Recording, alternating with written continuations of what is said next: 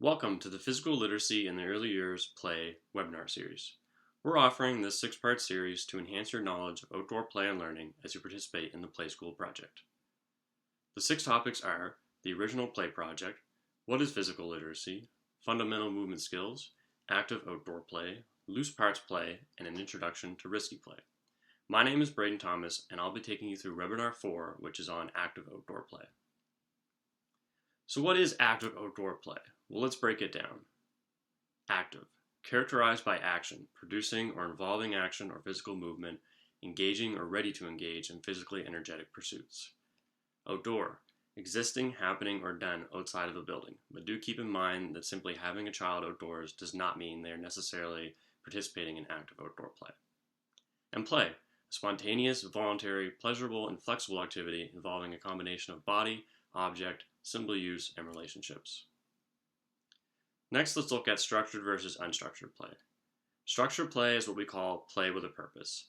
It's led by the child or the adult, and it allows children to practice active listening skills, follow directions, and problem solve to reach a particular goal. Whereas unstructured play is free, creative, and open-ended. It's led by the child, so it gives them their freedom and control of their own play, and there's no set goal and unlimited possibilities throughout their play. Unstructured play builds imagination, confidence, and problem-solving skills, and also allows children to make mistakes in a pressure-free environment. The benefits of active outdoor play extend beyond physical benefits, providing opportunities for social, emotional, and psychological benefits. It also encourages creativity and exploration, and provides opportunities for risk-taking in children. Next, let's watch a video from Sue and Rob on the numerous benefits of active outdoor play. If children do not start exercising when they're young, they don't tend to exercise when they're older. So that is why it's so important to have our young children exercising. It's really interesting because we think young children are always moving around and, are reasonably active. We think they're getting enough exercise. But when we talk about physical activity, we talk about getting the heartbeat up. Children playing on equipment is not enough because not all equipment will get the heartbeat up. If you think about swings, there's some physical movement, but it's not a lot. So equipment that makes children move themselves is good. When we talk about physical exercise, we talk about physical exercise which is right for children. So what I'm not saying is that you take your young child along to the gym with you. Don't forget old-fashioned bats, balls, running. One of the striking statistics that the World Health Organization have brought out is that by the age of 5, a third of them are either obese or overweight. Now, I think that is a statistic that really makes us stand up and think. There's been a lot of research in the space of physical activity, and there is a piece of research which is quite clear that children who have less physical activity do not do so well academically. For children between the age of 3 and 5, the recommendation from the World Health Organization is 3 hours of physical activity a day. That's quite a lot of time, 3 hours per day. I think there's a responsibility for early learning and for primary schools to be working with mums and dads and obviously the children to help them make sure children get the 3 hours a day.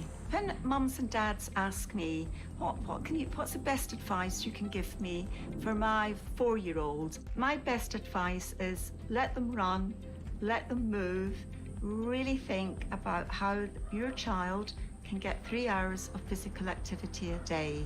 If they're in an early learning centre, if they're at school, ask the school how much they are getting, and particularly think about what you're doing at weekends.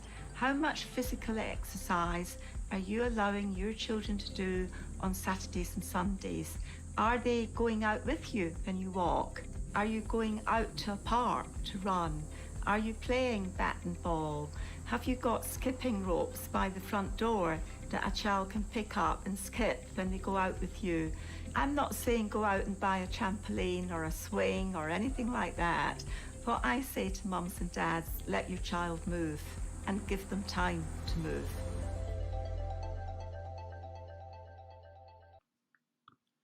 Children should be engaging in at least 60 minutes of moderate to vigorous physical activity each day, and that is per the Canadian 24-hour movement guidelines. Now, unfortunately, Canadian children are not meeting that recommendation, even during pre-pandemic levels. One of the best ways children can achieve that recommendation is through utilizing active outdoor play. Next, let's watch a video from Participation on the body and brain equation. You probably already know a child who is physically active has better heart, muscle, and bone health. But did you also know that physical activity boosts brain health in kids too? That's right. The 2018 Participation Report Card on Physical Activity for Children and Youth reports that kids who meet the physical activity recommendations within the Canadian 24-hour movement guidelines have better cognition, brain function, and mental health. Participation and an expert panel of neuroscientists, exercise scientists, and disability specialists reviewed hundreds of studies. We found that children who are physically active have better performance in math, reading, science, and social studies. These kids also have better attention, focus, and concentration. They are better creative thinkers and better problem solvers.